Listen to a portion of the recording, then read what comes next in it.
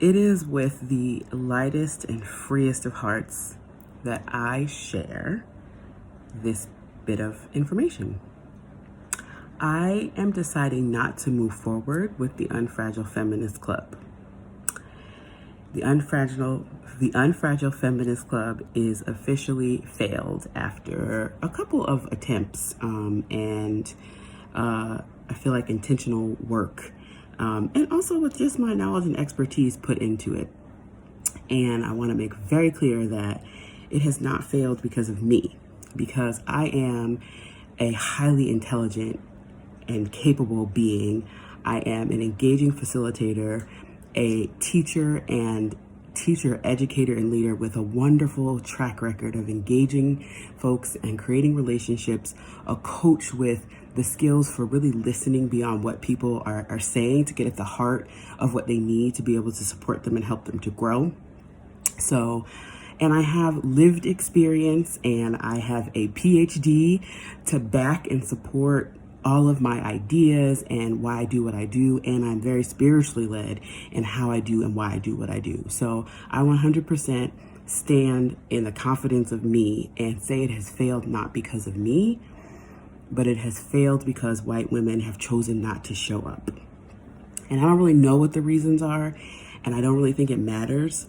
But I think when presented with an opportunity to be in a space to learn with and from a Black woman as white women, to understand how the everyday stuff that you do and don't do impacts and upholds racism interpersonally, institutionally, and have the opportunity to be in a space with a woman of color to learn that and to really go on a journey with yourself. That's about people choosing not to do that. And that's fine if that's your choice. But I kind of woke up this morning and I was talking to a friend of mine about it. And I was like, even the women that I have that know me haven't reached out and asked any questions and chosen to join. Well, I will say one has. All of the women that have reached out to me and asked the questions and asked if they can join are women of color. And I'm like, no, y'all are going to sit down and rest because, and it's the women of color who are always like putting in that work. And so I'm like, no, we're not doing that. We're not doing that. This is for white women. This is a community that would be developed by the people who participate and join.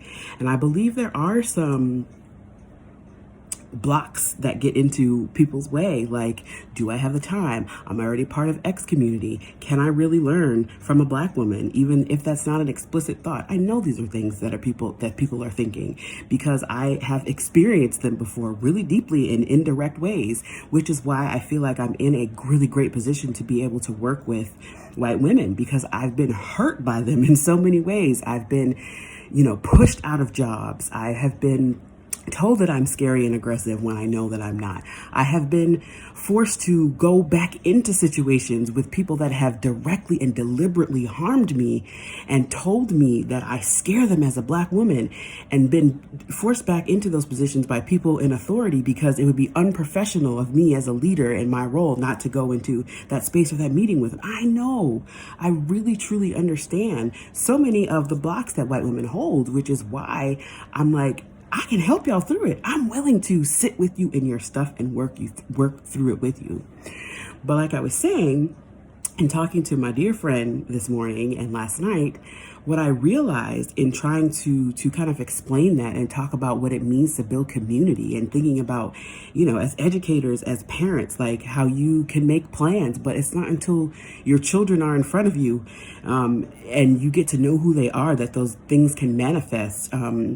That kind of expressing that and the kind of the fears of not knowing specific details and the immediate kind of defenses that go up of that's not me, like all of those things that white women kind of go through and think through, and me trying to speak to that. I was like, after I said I was going to do that and kind of send a message out and make another message to kind of like convince white women that this is worth their time and their while.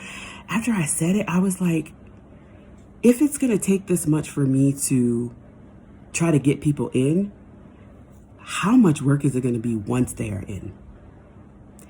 And can I and do I want to carry that burden? And I think the answer to that is no. I want to work with the women who want to work with me. I want to work with the people who want to work with me. And if you don't see the value of what I bring, because you know me, because you work with me, because you've read my words, and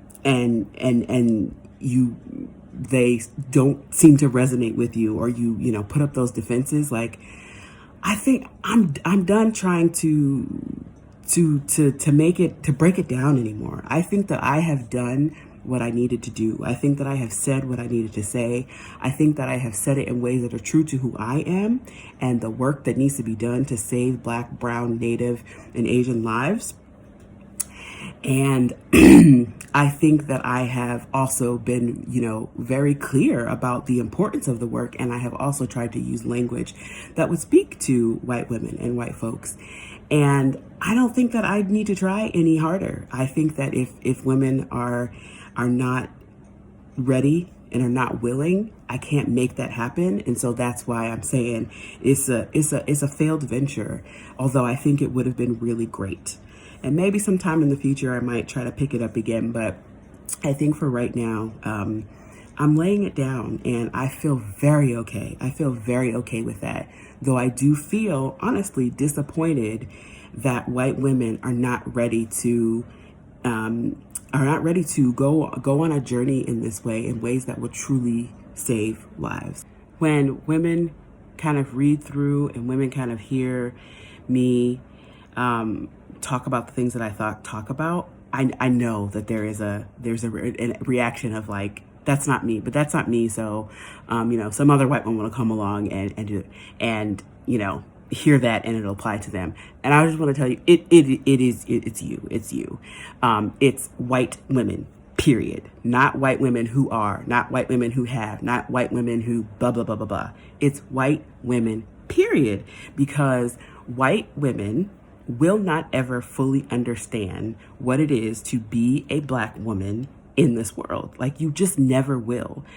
So you have to always continue to do the work. And like I said, you might be part of other groups. You might be worried about time. You might be subconsciously thinking, what am I really going to get from this Black woman? But I'm telling you, there are not many spaces in this world where you can truly deepen your understanding and appreciation of the beauty and the challenges of what it is to be a woman of color and a Black woman in this world. What it is for young girls to question and wonder about why they don't have peach-colored skin or straight silky hair, or their bodies don't look like, or their teachers not calling on them because, or singling out their behavior. Little girls notice that, and they carry that with them. I promise you we do. And white women play a huge role in that. Even the most well-meaning of white women. I can tell you, the women who have pushed me out of spaces, who have forced me back into spaces with people who have traumatized me, those are the most well-meaning white women. They don't think that they're causing harm. They don't intend to cause harm, but they do. It's because you will never fully understand.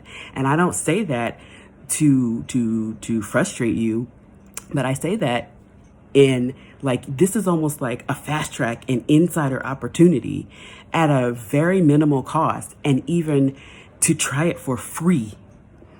And so it's really the only thing in the way is you choosing not to do it. And so, again, I just want to make really clear that I am for sure about who I am, what I'm doing, and why I do it.